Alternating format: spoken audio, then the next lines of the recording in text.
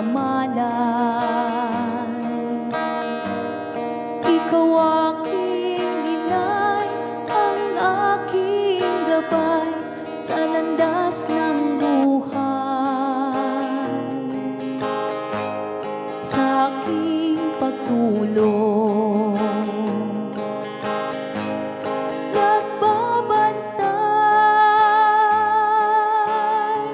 Kapag lumuluha ang mahal mong sanggol, ika'y dumarama.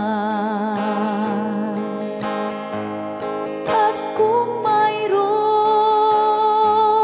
karamdaman, inay, ikaw ay luhaan. Ang iyong gagawin ay hindi malaman sa anak mong mahal. Pag may lamok bubugawin, masuyo mong hahagasin. Sa buong magdamag, sa lamig ng hangin, ako'y yayakapin. Ang isang asawa, mga kasintahan,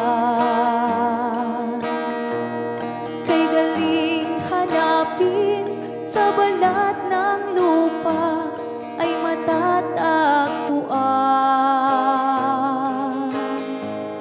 Ngunit ang isang ina, pag pumanaw upang makita mo, muli kang isilang. Dakila ka, inay, o sa akin uliran at dapat mahalin. Pag ika'y mawalay sa aking piling, ano ang gagawin? Ang yaman ay di kailangan kung wala ka, o aking inay.